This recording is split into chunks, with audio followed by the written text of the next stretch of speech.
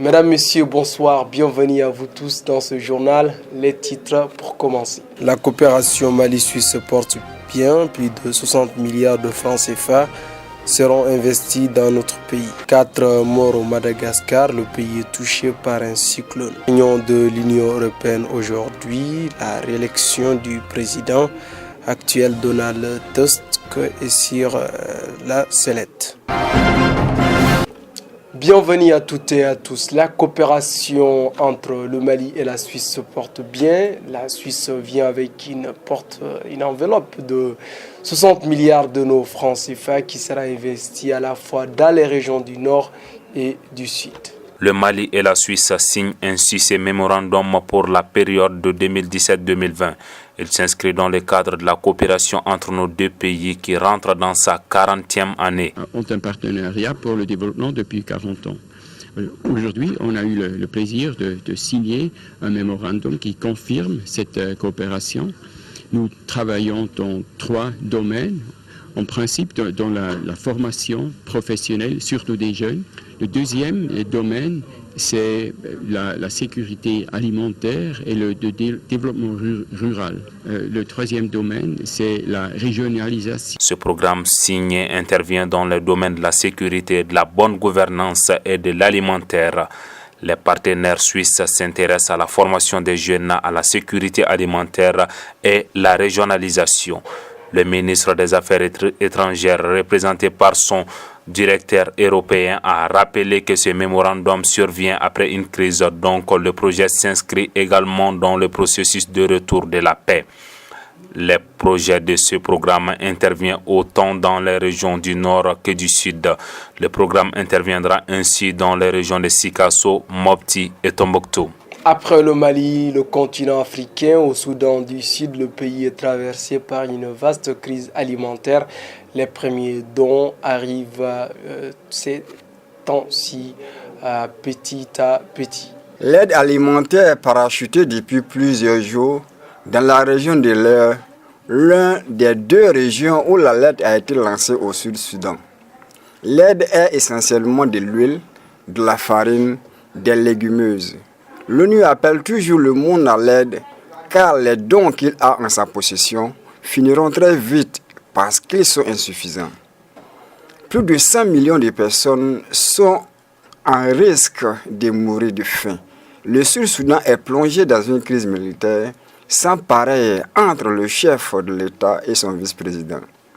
Les combats ont détruit les récoltes et ont fait plusieurs milliers de déplacés internes. Toujours sur le continent africain, au Madagascar, 4 personnes ont été tuées. Le pays est secoué par des vastes pluies liées à un cyclone qui frappe ce pays africain. Les écoles sont fermées et aucune entreprise ne fonctionne. Dans la capitale malgache, Antananarivo, plusieurs populations ont quitté leurs maisons pour les centres d'hébergement urgence, leurs maisons étant détruites. Dans le centre du pays, le plus touché, 4 personnes sont mortes. La communauté internationale s'active autour des autorités malgaches pour très vite apporter de l'aide aux populations sinistrées. Selon OCHA, ils sont plus de 750 000 personnes. Handicap International parle de 2 millions. Le Madagascar est le 3e pays le plus exposé au risque climatique et l'un des 10 pays les plus touchés par des cyclones. Les combats se poursuivent toujours au Moyen-Orient dans la ville de Mossoul. Le principal leader de Daesh, Aboubakar el-Baghdadi, a fui la ville. Le chef du groupe terroriste Daesh, Aboubakar el-Baghdadi, aurait fui la ville de Mossoul il y a plusieurs jours ou des semaines. C'est l'annonce qui a fait les services de renseignement américains ce matin. Pour eux, le leader du groupe terroriste se trouve caché dans les déserts entre l'Irak et la Syrie. Avant son départ, il aurait donné des signes directrices à ses hommes pour que jamais la ville de Mossoul ne tombe. La ville de Mossoul qui est un véritable champ de bataille ces derniers jours, les forces irakiennes sont entrées dans la partie ouest mais peinent à avancer. Les terroristes sont cachés dans toutes les maisons, des snipers qui frappent sans être identifiés, des pratiques qui font la reconquête de la vieille ville sera la plus difficile et la plus meurtrière. Sur le continent européen, les Européens, à travers leur Conseil de l'Union européenne, se réunissent aujourd'hui à Bruxelles où ils doivent décider de l'avenir de la présidence de ce même conseil. Le président Tusk, le Polonais, pourrait être reconduit ou pas. Va-t-il être réélu une seconde fois? Le président du Conseil européen, Donald Tusk, est soutenu presque par tous les pays de l'Union européenne, sauf son propre pays, la Pologne.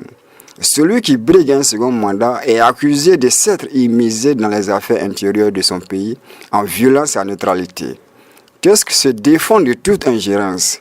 Le gouvernement conservateur ne lui accordera pas son soutien dans ce vote. Il faudra le vote de plus de 21 pays, soit 60% de la population européenne reconduit Tusk. Un jour après les révélations de Wikileaks, la CIA lance une vaste campagne de recherche de taupes. La CIA s'attaque à Wikileaks, le site de Julian Assange, et l'accuse d'avoir fourni des informations cruciales aux ennemis des États-Unis. La CIA, qui n'a pas confirmé l'authenticité des 9000 documents révélés par Wikileaks, se défend d'avoir espionné.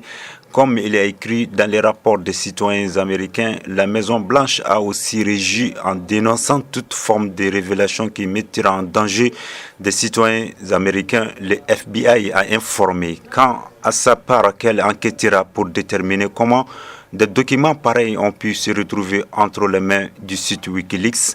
Les rapports dont il est question font état d'espionnage des Américains par la CIA. Seulement avec votre propre téléphone, la CIA est à mesure de vous écouter dans certains cas, même avec votre propre télé.